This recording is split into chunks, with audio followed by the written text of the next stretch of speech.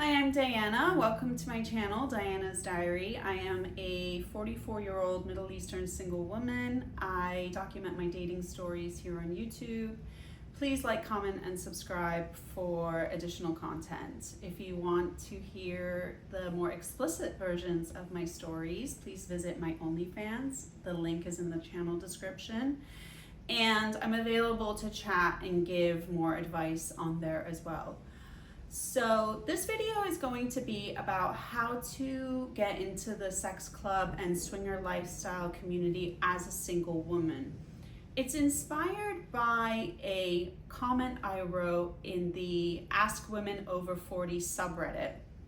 Somebody posted the question, how are single women over 40 getting their sexual needs taken care of? How are you satisfying your sexual needs?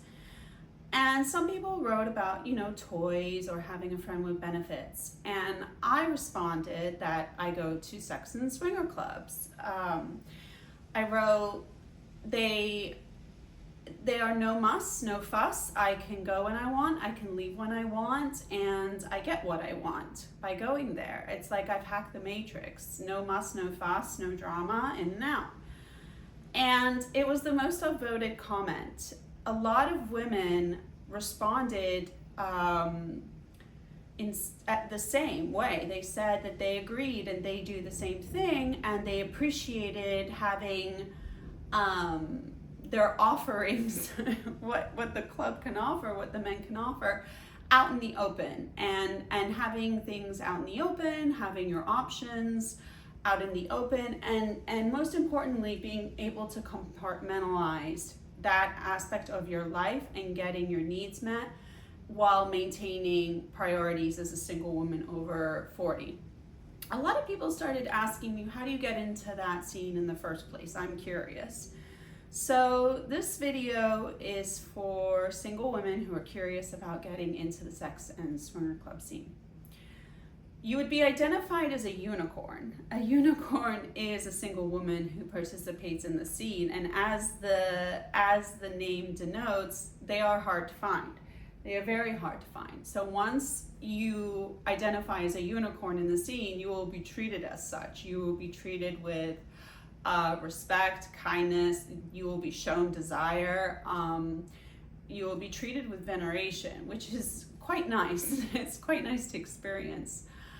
But there are some mindset exercises to go through first before you put yourself in that situation.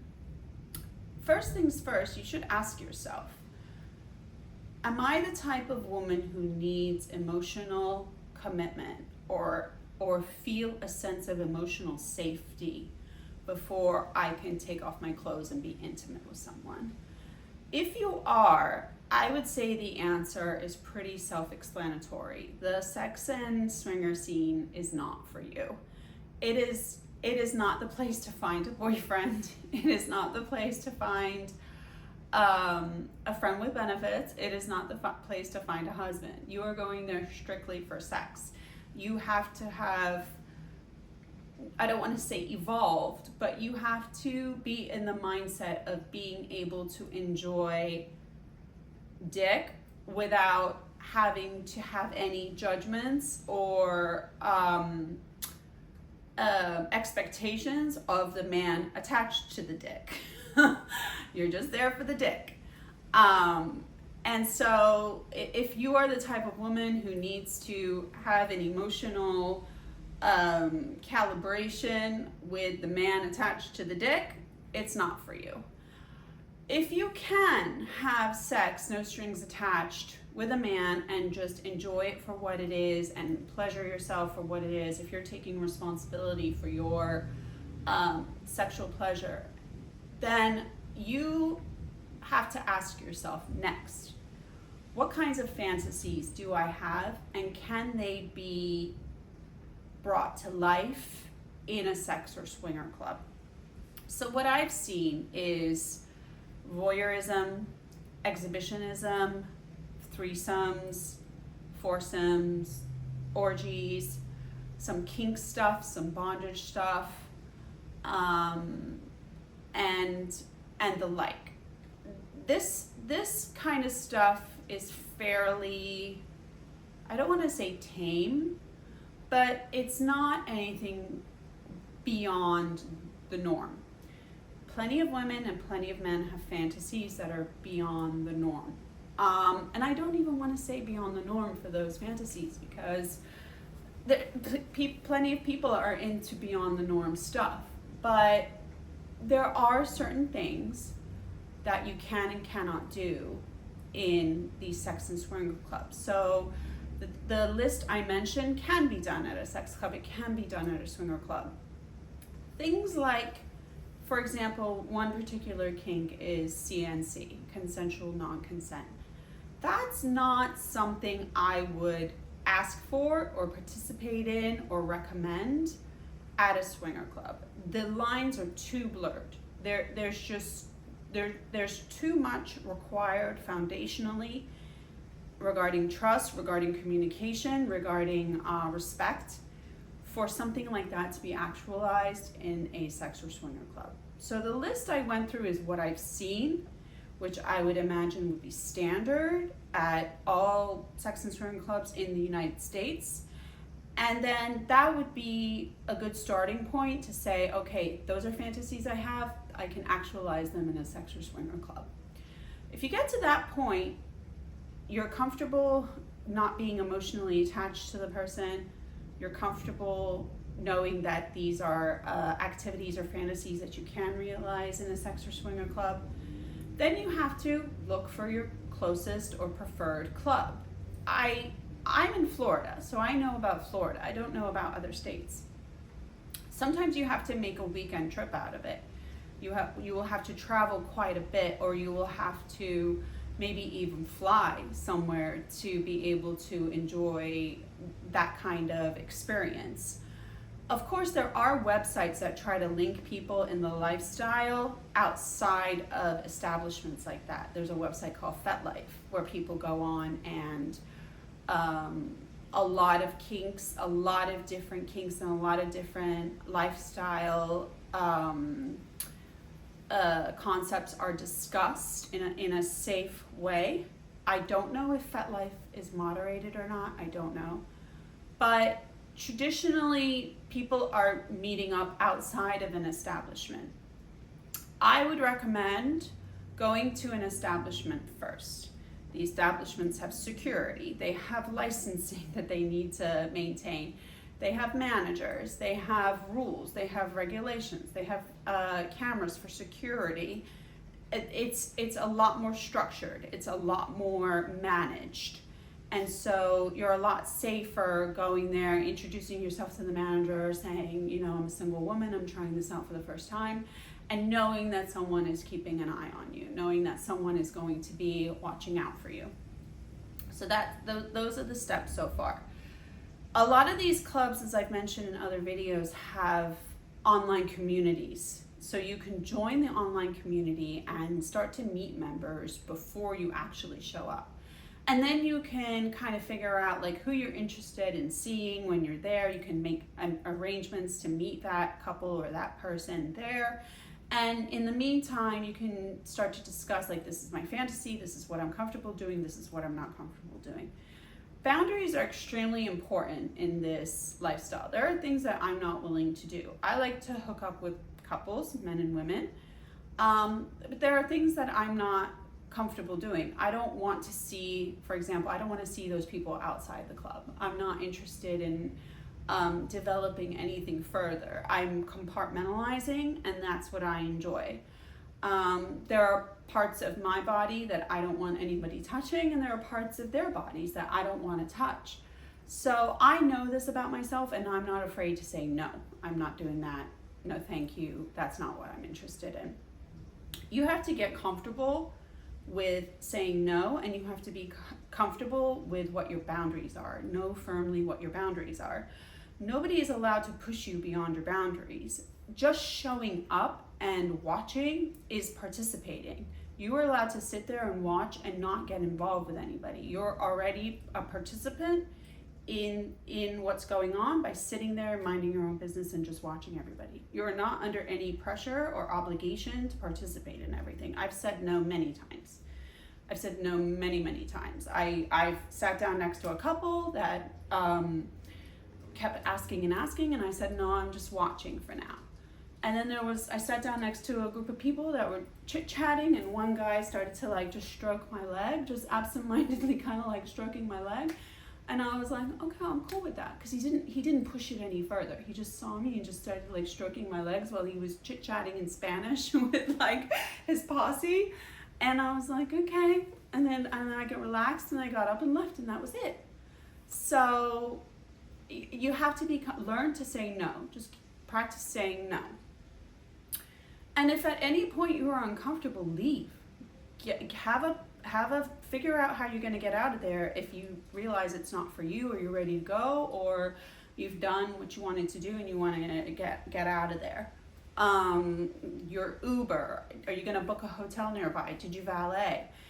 And that's why I also strongly recommend remaining sober while you're there. I do not drink and I do not do drugs when I am at period, but especially not at a sex club, because I don't want to lose my wits about me. I drive there, and when I want to leave, I drive home. That's it, period. I don't want to be I don't want to put myself in a position where I'm going to have to ask someone for any assistance finding my car or getting home or anything like that. That would be ridiculous. That's ridiculous. Don't do that.